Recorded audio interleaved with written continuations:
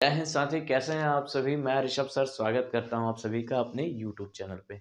चलिए, हम class 10th की एनसीईआरटी का जो चैप्टर चल रहा था print culture and modern world, हम इसी टॉपिक के नेक्स्ट वीडियो पे आते हैं। और जो नेक्स्ट हेडिंग है इसकी, the print revolution and its impact.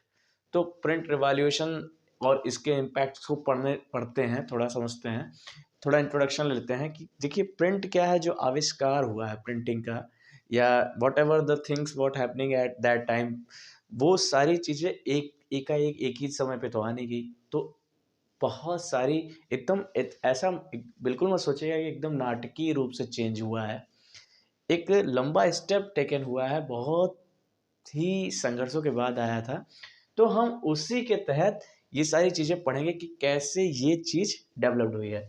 एक उसमें एक हेडिंग पढ़ेंगे, अ न्यू रीडिंग पब्लिक, नया पाठक वर्ग, ये कैसे जनरेट हुआ। तो आप देखेंगे कि खैर नया पाठक जनरेट करने के लिए आप वहाँ पर एक अभी तक के फैक्टर में ये सीखे कि जो प्रिंटिंग बुक आ रही है वो टाइम टेकन नहीं है, सस्ती हैं, जल्दी छप जाती हैं, ज़्यादा मात्रा में ज़्यादा कॉपीज छप जा रही हैं, बहुत लोगों तक पहुँच जा रही है। इसका मतलब मार्केट में बहुत सारी किताबें आ गई हैं। यहाँ तक की बात तो समझ में आ गई। चूँकि ये अब वुडन ब्लॉक या व्हाटएवर द पांडुलिपि जो हाथ से लिखी जाती थी, वो सारी स्क्रिप्ट्स को अब किनारे कर दी है। मार्केट में ये तो आ गई है, अच्छी बात है। लेकिन मार्केट में एक संस्कृति पहले से जनरेट है। वो संस्कृति क्या है कि मौखिक रूप से ज्ञान का या कोई भी बात सुनने की जो संचार की आदत है, वो सारी चीज़ें कैसे पहले इसको डेवलप करें या पहले इसको कैसे किनारे करें और एक रिटन फॉर्मेट में लोगों को पढ़ाने की कोशिश करें। तो आप देखे होंगे कि पहले की संस्कृति में बहुत सारी चीज़ें हमें लर्निंग कैसे होती थी कि टीचर आकर बोल दे या कोई आकर एक बात बोलता था या बात सुनाता था, वो पढ़ के अपनी किताब पांडुलिपि में या कोई भी चीज़ों में लिख कर पढ़ के आया है और वो नॉलेज दे रहा है, और बाकी लोग सुनकर उस मतलब सुनकर एक गाथा, एक जो पिक्चर बना रहा है अपने दिमाग में, या एक कल्चर ट्रेडिशन डेवलप कर रहे हैं, वो सुन मौखिक रूप से एक सुनी हुई कल्चर है। लेकिन अब प्रिंटिंग को कैसे मार्केट में, मतलब एक प्रकाशक के रूप में, सपोज कीजिए आप प्रकाशक हैं, पब्लिशर हैं, आपको कैसे मार्केट में अपनी चीज़ों को इंट्रोड्यूस करानी है। इवन वो टाइम पीरियड जो यूरोप का टाइम पीरियड चल रहा है 20वीं सदी तक, तो यूरोप में बहुत ज़्यादा लिटरेसी रेट हाई नहीं थी। बहुत लोग तो पढ़ना भी नहीं, बहुत इतनी संख्या में लोग भी पढ़ना लिखना नहीं जानते थे कि सब लोग किताबें पढ़ लें। तो उनको भी किताबें पढ़ाना है, तो पढ़ाने के लिए हम क्या करेंगे, मार्केट में कैसी किताबें लाएँगे जिससे हम ज़्यादा से ज़्यादा लोगों के बीच में अपनी किताबें सेल कर सकें। तो आप देखेंगे कि वो उस टाइम पीरियड में मुद्रित किताब यानी प्रिंटेड किताब, जैसे ऐसी किताब जिसमें पेंटिंग के माध्यम से लोगों को स्टोरी समझाई जा सके। और स्टोरी भी कैसी, वही लोकगीत, लोक गाथाएँ, लोक कथाएँ, लोक ऐसे टाइप की कहानियाँ हैं जो ग्रामीण सामूहिक जैसे आयोजन होता था, तो वहाँ पर जैसे हम लोग, आप देखे होंगे कि एक्टिंग करके भी जैसे स्टोरी को सुनाई जा सकती थी, तो उसी तरीके से बुक भी वैसे ही छापी जा रही थी जैसे कि फ़ोटो के माध्यम से लोगों को कहानी बताई जा सके। इवन आप देखेंगे सिटीज़ में शराब घरों के आस-पास भी ये सारी चीज़ों की एक्टिंग करके, मतलब एक स्टोरी के माध्यम से उस किताब में पढ़कर कहानी सुनाई जाती थी। इवन गाँव में ग्रामीण सभाओं में आयोजित होती थी, तो वहाँ पर ये चीज़ें सुनाई जाती थी। इस तरीके से भी नए पाठक वर्ग की डेवलपमेंट हुई है और भी नए लोग जुड़ेंगे। अब धीरे-धीरे एजुकेशन पे डेवलपमेंट काम हो रहा है। तो अब पढ़ने के तरीके या बोल-बोल कर, ज़ोर-ज़ोर से स्टोरी सुना-सुना कर नए लोगों को क्या कहते हैं जोड़ेंगे। इससे किताबों पे जुड़ने, मतलब लोगों और नए-नए लोग यहाँ पर अब आ रहे हैं पढ़ने के लिए। तो इसी टॉपिक को आप पढ़ेंगे इसमें, a new reading public. Next topic आपका है religious debate and fear of print. तो क्या रिलीजियस डिबेट था और क्या फियर ऑफ प्रिंटिंग थी, ये थोड़ा समझेंगे। ये दो अलग-अलग टॉपिक है, तो दो अलग तरीके से समझेंगे। पहले रिलीजियस डिबेट पे चलते हैं। अच्छा, जब अब नई प्रिंटिंग टेक्नोलॉजी आ गई है, अब लोग पढ़ रहे हैं किताबें। जब लोग पढ़ेंगे किताबें तो लोग बहस भी करेंगे। नॉर्मल है, सबके अपने-अपने पॉइंट ऑफ व्यूज़ आएँगे, सबके सोचने का तरीका डिफरेंट है। कोई कोई लाइन प को पढ़ेगा, उसको अपने हिसाब से उसको ट्रांसलेट करके बताने की कोशिश करेगा। तो नई-नई चीज़ें, और जब वो चीज़ें छप जाएँगी कहीं पे, तो उसको 10 लोग और पढ़ेंगे, 10 लोग और अलग तरीके से सोचेंगे। ऐसे करके डेवलपमेंट होगी प्रिंटिंग में, रिलीजियस डिबेट की। अब रिलीजियस डिबेट से जोड़ने से क्या इंटेंशन था कि उस टाइम पीरियड में क्या था कि बहुत लोगों का सत्ता या एरिस्टोक्रेट्स थे, बहुत लोग बहुत पावरफुल पोजीशन पे थे।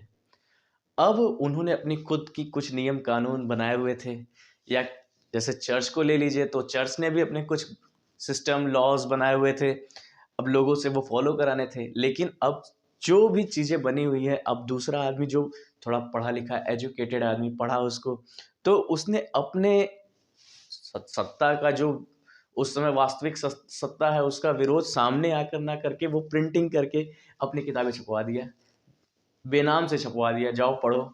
अब लोग पढ़ लिए तो अब उसने उनको उनकी पॉइंट ऑफ व्यूज बदल गए, सोचने का तरीका डेवलप्ड हो गया। अब वो वहां पर क्वेश्चन पुट अप करने लग जाएंगे, यहाँ से हो जाएगा डिबेट आपका शुरू। इवन आप देखेंगे कि अब क्या होगा कि जो धर्म गुरु होंगे उस टाइम पीरियड के, जो बड़े राजा ये होंगे, वो थोड़ा बहुत इसके बारे में फियर भी सोचने लगेंगे प्रिंटिंग के बारे में कि हमारी ये जो बहुत महंगी या बहुत वैल्यूएबल जो साहित्य लिखी हैं, बहुत बड़े इम्पोर्टेंट ग्रंथ लिखे हैं, अगर नॉर्मल आदमी इस पर ऐसे ही क्रिटिसाइज करेगा या नॉर्मल आदमी प्रिंटिंग के माध्यम से कुछ अलग अनर्गल या अनयूजुअल एनोलॉपी चीज पढ़ने लग जाएगा, तो इससे क्या होगा, क्या पैटर्न डेवलप्ड होगा कि लोग जो हैं वो या तो बागी हो जाएंगे और या तो अधार्मिक हो जाएंगे। तो इसके लिए प्रिंटिंग पे कुछ नियंत्रण होना चाहिए।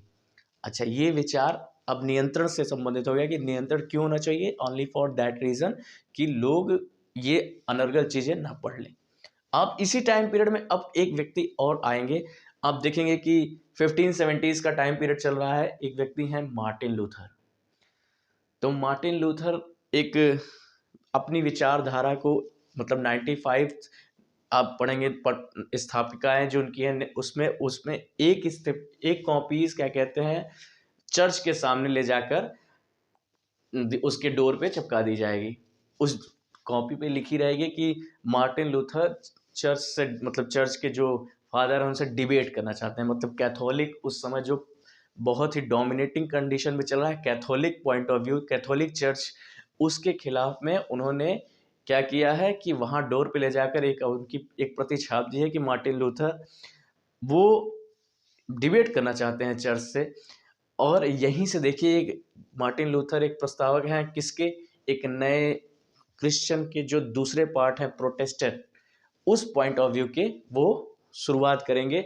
इवन आप देखेंगे कि जब मार्टिन लूथर ने ओल्ड टेस्टामेंट, बाइबल का ही एक पार्ट है ओल्ड टेस्टामेंट, उसकी अपने अपनी आइडियोलॉजी, अपने विचारधारा, अपने आधार, मतलब अपनी सोच के आधार पर उसका ट्रांसलेशन करके जब अपनी किताबें छपवाते हैं, तो आप देखेंगे कि एक टाइम में पूरे, मतलब जब वो छपवाते हैं तो कुछ ही दिनों में वो उसकी 5000 प्रतियां तुरंत बिक जाती हैं। अगले 3 महीने में दोबारा से उसको फिर से कॉपी कराना पड़ रहा है। मतलब इतनी माध्यम से और बहुत सारे लोगों में नई पॉइंट ऑफ व्यू जनरेट हो रही है धर्म को देखने का, बाइबल पढ़ने का, या whatever the things it written in the books. अब वहां पर एक विचारधारा अलग से है जो आपकी अपनी विचारधारा है, तो यहाँ एक क्लैश भी आ रहा है, वो क्लैश, वो कॉन्फ्लिक्ट जनरेट हो रहा है, वही आप इस सेकेंड टॉपिक में पढ़ेंगे, फियर ऑफ प्रिंटिंग। अच्छा, थर्ड जो है प्रिंट एंड डिसेंट, इसमें आप क्या पढ़ेंगे, मतलब मुद्रण और प्रतिवाद, क्या प्रतिरोध, मुद्रण और प्रतिरोध क्या प्रतिरोध रहे होंगे। तो प्रतिरोध में आप एक इटली के एक किसान की कहानी सुनेंगे, और बहुत बेहतरीन कहानी है मनोकियो की। मिनोकियो की स्टोरी में आप पढ़ेंगे कि मिनोकियो एक किसान है, और वो ऐसे ही हर जगह से किताबें ले आते हैं, थोड़ा थोड़ा पढ़ते हैं, और सस्ती सस्ती किताबें शुरू में पढ़ रहे होते हैं, और बाद में थोड़ा कैसी किताबें पढ़ पढ़ के अपने ही ज्ञान से उन्होंने ईश्वर और सृष्टि की परिभाषा अपने नॉलेज के आधार पर अलग से कर दी।